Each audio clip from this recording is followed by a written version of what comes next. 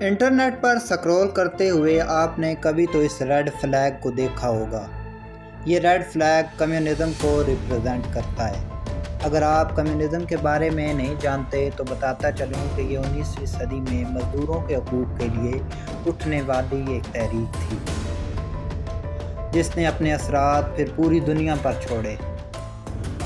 اس تحریک نے دنیا کے میجر کنٹریز، دنیا کے 2 بڑے ممالک جیسے کہ چین اور روس میں کامیابی بھی حاصل کی۔ انڈیا میں اس تحریک کا آغاز 1920 کے آس پاس ہی ہوا تھا۔ آج کی ویڈیو اس تحریک سے جڑے ہوئے ایک رہنما کے بارے میں ہے جو اپنی پوری زندگی مزدوروں اور کسانوں کے حقوق کی جدوجہد میں لگا رہا۔ میں بات کر رہا ہوں حسن ناصر کے بارے میں۔ انڈیا کی ریاست حیدرآباد دکن کے ایک بااثر گھرانے میں پیدا ہونے والے حسن ناصر کا ابتدائی بچپن تو بہت زیادہ عیش و عشرت میں گزرا تھا۔ ان کے نانا نواب محسن الملک تھے۔ یہ وہی محسن الملک ہیں جن کا شمار مسلم لیگ کے بانی رہنماؤں میں ہوتا ہے۔ اپنی ابتدائی تعلیم انہوں نے ایک گرامر اسکول سے حاصل کی۔ وہ ابتدائی سے خطابت میں اچھے تھے۔ اس کے بعد مزید تعلیم کے لیے وہ جانا تو آکسفورڈ یونیورسٹی چاہتے تھے، مگر ان کے والد نے چھوٹی عمر میں انہیں انگلستان بھیجنا مناسب نہیں سمجھا۔ یہ وجہ ہے کہ بعد میں تعلیم پوری کرنے کے لیے وہ علی گڑھ چلے آئے۔ اس کے بعد مزید تعلیم کے لیے کیمبرج یونیورسٹی میں داخلہ لے لیا۔ یہیں پر ان کے تعلقات اور روابط کمیونسٹ موومنٹ اور کمیونسٹ پارٹی سے ملنے لگے تھے۔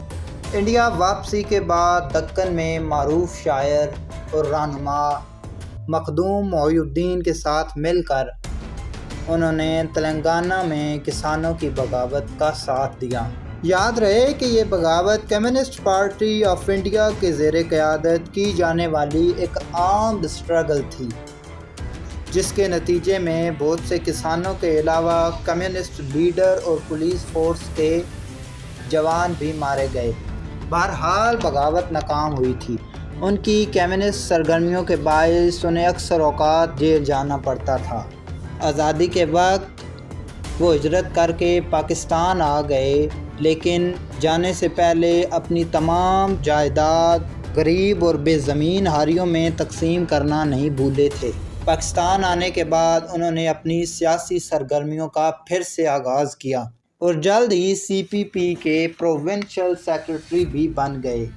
ان کی سرگرمیوں کے باعث انہیں گرفتار کر لیا گیا اور 1 سال کے لیے انڈیا ملک بدر بھی کر دیا گیا تھا۔ تاہم 1955 میں جب وہ واپس آئے تو چونکہ سی پی پی بین ہو چکی تھی، لہذا بہت سے لیفٹسٹ نیشنلسٹ جماعتوں میں شامل ہو چکے تھے۔ 1957 میں انہیں پارٹی کا جنرل سیکرٹری بنا دیا گیا۔ انہوں نے اپنے آفس کو لیفٹسٹ کے لیے یا کہہ لیں کہ کمیونسٹوں کے لیے ایک ورکنگ اور پلاننگ ایریا بنا دیا تھا۔ 1958 میں جب فیلڈ مارشل ایوب خان نے سویلین حکومت کو گرایا اور فوجی حکومت قائم کی تو تمام کی تمام سیاسی اور مذہبی جماعتوں کے خلاف ایک کریک ڈاؤن شروع کر دیا گیا۔ اس وقت حسن ناصر منظر عام سے غائب ہو گئے۔ تاہم کہا جاتا ہے کہ ان کے اپنے ہی کسی غدار کی وجہ سے انہیں گرفتار کر لیا گیا اور لاہور کے شاہی قلعہ کے عقوبت خانے میں منتقل کر دیا گیا۔ یہ وہی عقوبت خانہ تھا جہاں پر آزادی سے قبل انگریزوں نے بھگت سنگھ اور اسی ہی طرح کے تحریک آزادی کے کئی دوسرے لیڈران کو یہاں پر قید کیا تھا۔ قید میں منتقل کرنے کے بعد پولیس نے ان پر 3rd ڈگری ٹارچر کیا، انہیں الیکٹرک شاکس دیے گئے۔ ایک بیان کے مطابق انہیں بھوکا پیاسا بھی رکھا گیا۔ 14 نومبر 1960 کو پاکستانی حکومت کی طرف سے یہ بیان دیا گیا کہ انہوں نے جیل میں خودکشی کر کے اپنی جان دے دی۔